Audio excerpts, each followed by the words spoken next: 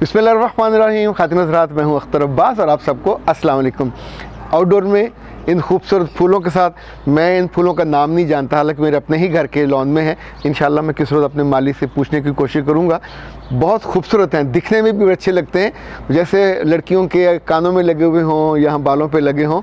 It looks good. एक और फूल है, उसका नाम ही इसी तरह का है कि जैसे आप सर पे वो सजाते हैं तो बिल्कुल सजाने वाली बड़ी खूबसूरत सी पिंक कलर की वो बनती हैं। इस वक्त तो वो नहीं है, जिस रोज़ वो होंगे तो वो भी आपको दिखाऊंगा। अच्छा जनाब, जब भी हम बड़े हो रहे होते हैं तो हमको दुनिया से निमटने के तरीके सिखाए जाते हैं। जब हमारी कोई कमज़ोरी सामने आती है वालिदैन के, असातिज़ा के, तो वो हमको बताते हैं। बहन भाइयों में से कोई अच्छा समझदार हमसे मोहब्बत करने वाला हो तो वो हमको सिखाता है। जब हम अदारों में चले जाते हैं तो एक लफ्ज़ पिछले 8-10 सालों से आया हुआ है, मेंटोरिंग। तो मेंटोरिंग आमतौर पे वो बंदा होता है जो हमसे बड़ा हो, उम्र में भी, तजर्बे में भी, फ़हम में भी, फ़रासत में भी, और उसको दुनिया की ज़्यादा चीज़ें उसने हमसे देखी हों। तो हमको बताता है कि भाई साहब, जैसे एंगर मैनेजमेंट हमें सिखाई जाती है, जैसे स्ट्रेस मैनेजमेंट सिखाई जाती है। पिछले को 20-30 वर्षों में एक लफ्ज़ ऐसा है जो कॉरपोरेट की दुनिया में पहले बहुत ज़्यादा इंट्रोड्यूस हुआ, फिर धीरे धीरे वो नीचे भी शिफ्ट हुआ। यानी मुझे याद है 84 में मैंने इसका पहली दफ़ा तज़किरा सुना, और उस वक्त बिल गेट्स 28 साल का था। तो उसकी ज़ुबान से उसे किसी सवाल पूछा था कि तुम अब अमीर हो रहे हो। यानी 84 में उसके पास उसकी जो कंपनी थी, ये $10 करोड़ उसका था टर्नओवर। तो ये जो लफ्ज़ है इसका नाम है बर्न आउट।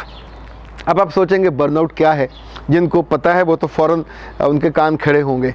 खड़कने से नहीं होंगे, कान खड़े मतलब हम मुतवज्जो हो जाते हैं। कान खड़े एक तो आमिर खान के हैं जो बहुत बड़े बड़े खड़े होते हैं, तो पंजाबी में उनको खड़कने कहते हैं। वैसे जो नॉर्मल कान होते हैं वो पीछे से बुरे नहीं लगते। जिन बच्चों के कान खड़कने हों तो माएँ अक्लमंदी ये करती हैं, उनके बाल बढ़ा देती हैं ताकि फिर थोड़े छुप जाएँ। खैर, ये तो एक लाइटर नोट था। तो गुजारिश ये कि बर्न आउट होता क्या है? जब भी आप अपने काम से बेजार होने लगें तो बर्न आउट होगा। जब भी आप अपने काम से दफ्तर में हो, घर में हो, किचन में हो, तो आम तौर पे जो चीज़ आपको नाखुशी अता करने लगे, दैट्स बर्न आउट। दुनिया में बर्न आउट के नतीजे में बहुत सारे लोग अदारे छोड़ जाते हैं। बर्न आउट के नतीजे में रिश्ते टूट जाते हैं। बर्न आउट के नतीजे में स्ट्रेस हो जाती है, टेंशन हो जाती है, तनाव हो जाता है। जो परफॉर्मेंस है काम की वो ज़ीरो हो जाती है। इंसानों के फ़ैसले गलत होने लगते हैं। आप दोस्तों को अपने दिल से निकाल देते हैं। साथ बैठे हों तो आप बैठे बैठे आउट हो जाते हैं। अगर आप पार्टियां करते हैं, अगर आप उनके साथ अच्छा वक्त गुजारते हैं, तो वो सारे दोस्त और लोग जो आपके पास बैठे होते हैं आपको जहर लगने लगते हैं। यानी ये बर्न आउट इतनी बड़ी सरदर्दी है कि आप समझें कि एक अच्छा खासा माकूल, सक्सेसफुल, शानदार इंसान इसकी वजह से नापसंदीदा हो जाता है, नागवार काम करता है, और नागवारियत से लोग उससे दूर होने लगते हैं।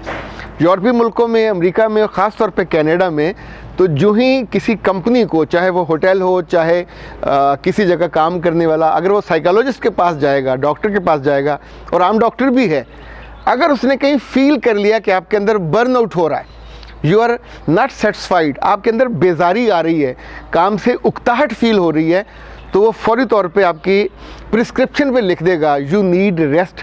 अच्छा, वहाँ ये नहीं है कि डॉक्टर ने लिखा तो अब आप रेस्ट नहीं करेंगे। कंपल्शन होगी 1 हफ्ता, 2 हफ्ते या 1 महीने की। अगर आपने रेस्ट न किया तो कंपनी आपको जबरन नौकरी से भी निकाल सकती है।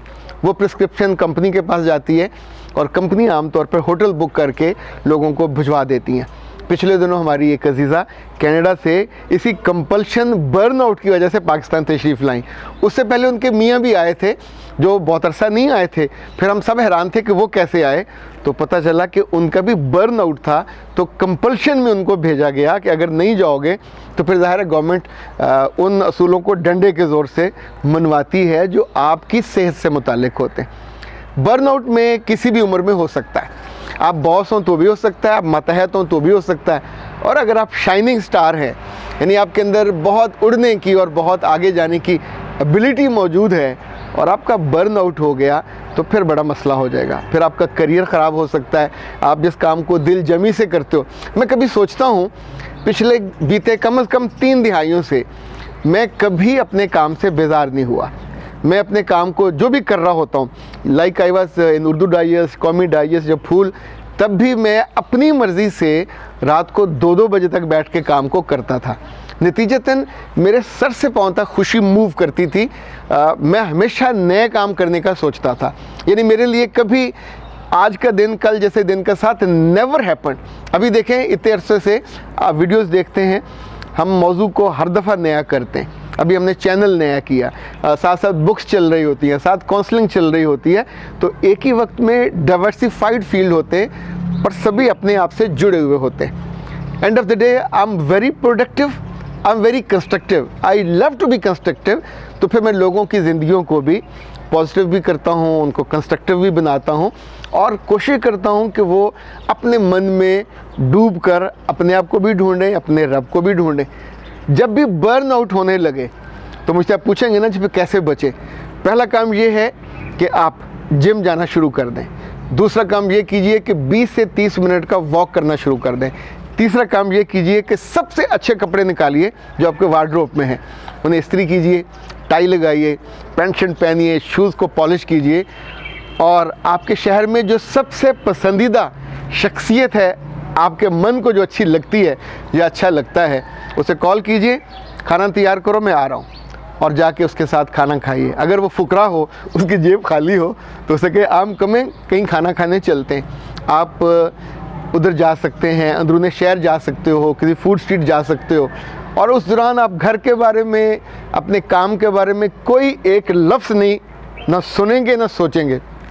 लोगों को देखें, खानों को देखें। वहाँ अगर आप निस्बत रोड पे जाएं तो तंदूरों में ये जो लबनान की मछली है वो फॉल में बंद करके तो तंदूर में रखते हैं, बड़ी शानदार पकती है।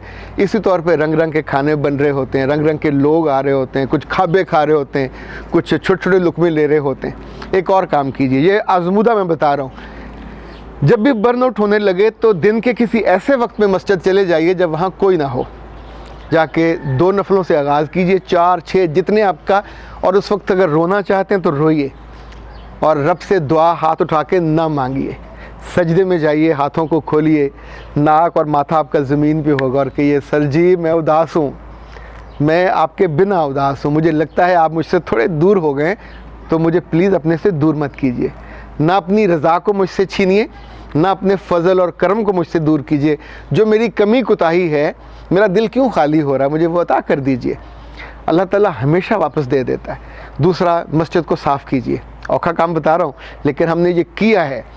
झाड़ू पकड़े, डस्टर पकड़े, मस्जिद की चीज़ों को तरतीब दीजिए। You love to do that. मेरे रब का घर है, आपका अपना घर है। उस घर को सिर्फ मौलवी साहब का या इमाम का काम नहीं है कि वो साफ़ करें, कभी कभी खुद करना चाहिए। चाहे अगर सफाई वाला काम नहीं है तो आप दरियों को सीधा कर लें, कुर्सियों को। हमारी मस्जिद में बहुत सारे लोग हैं जो कुर्सियों में बैठ कर नमाज़ पढ़ते हैं, तो कोई यहाँ पड़ी होती है, कोई वहाँ। तो मैं फिर सुबह सुबह वाक़ई से पहले जाके, लेकिन मैं बर्नआउट की वजह से नहीं, अब जैसे अब आदत बना लेते हैं तो मैं उनको तरतीब से सीक्वेंस में रखता हूँ। 8 आगे रखी, 8 पीछे रखी, ताकि सब लोग एक जगह बैठें। अलग अलग बैठें तो फिर बाकी लोग भी डिस्टर्ब होते हैं। जो पुराने लोग थे वहाँ तो ये ज़रूर किया जाता था। एक दफ़ा ये हुआ कि एक गांव का नंबरदार, आई डोंट नो बर्नआउट था या क्या था, वो जाके झाड़ू देने लगा। तो मौलवी साहब भागे हुआ है, उन्होंने कहा नंबर चौधरी साहब की होया, तुसी की करन लगे हो? तो उन्होंने कहा मौलवी साहब तुसी दस्या सी अल्लाह दा कार है, इसकी खिदमत करनी चाहिए, स्वाब होंदा है, तो मैं स्वाब लेने आया हूँ। तो मौलवी साहब ने कहा चौधरी साहब ਤੁਹਾਨੂੰ स्वाब नहीं जे होना, ये साढ़े गरीबों वास्ते हैगा जे, जिन्होंने दे पल्ले कख नहीं।